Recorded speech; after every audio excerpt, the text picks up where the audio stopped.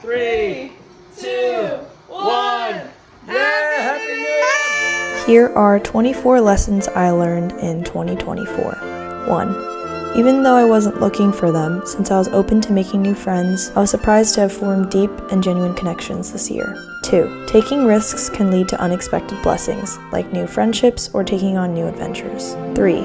Matcha is my new favorite drink of choice. It's better than drinking coffee. 4. True friendship means being able to share the hurts, trials, uplifting each other, serving each other, and having open communication with each other. Opening up to the right people doesn't mean that I'm opening myself up to be hurt, but can actually lead to healing. It's not a burden to share my struggles with my true friends.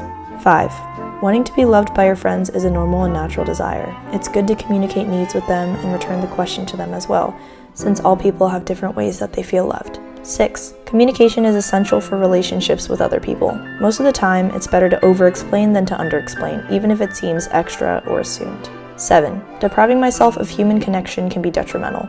God made us to be social creatures, so no matter how independent I am, living life without community is difficult. 8. No matter how big or small, past hurts and pains can and do affect me more than I think. It is healthy to acknowledge and process them rather than to brush them over, making sure not to dwell too much on the past. 9. Therapy is healing and allows me to process thoughts and emotions, which is a very healthy thing to do. Doing the homework is important. The amount of work you put in is the amount you get out.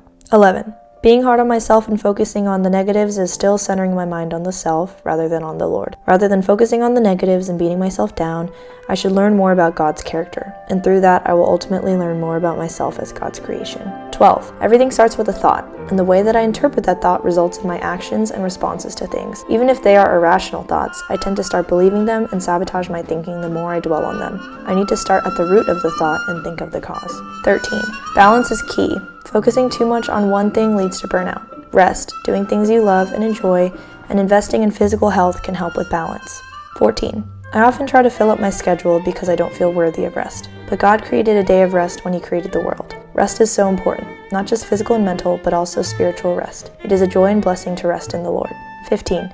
Consistency and working on something little by little every day leads to better results than cramming or rushing through them. 16. I now get why, as you get older, you start to wake up earlier. Mornings are so peaceful and quiet, and how you start your day really shapes the rest of it. 17.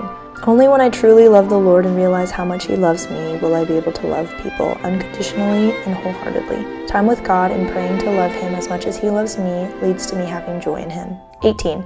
Doing things for the Lord and His kingdom is so much more meaningful and enjoyable than doing them for myself. I found much joy in serving people by having God and sharing the gospel at the center of my mind. 19. Being girly and embracing my femininity isn't embarrassing or weird, it can be empowering. 20. Singleness is a gift and allows me to have a greater capacity to serve and love others around me. 21. Each decision I make, each way that I choose to spend my time is forming and shaping me. Being intentional about that time is worth it in the long run. For example, running without music is peaceful and allows for time to reflect. Choosing to watch and listen to media that is uplifting or not watching at all gives me peace of mind. 22. I don't need to know all the answers to everything. It's better to admit that I don't know something than to pretend like I do. 23. True forgiveness does not mean that you are minimizing how that person hurt you. It means acknowledging the pain you felt but still seeing them as God's creation. That doesn't necessarily mean you need to reconcile with them face to face or become best friends, but you can still love them from afar.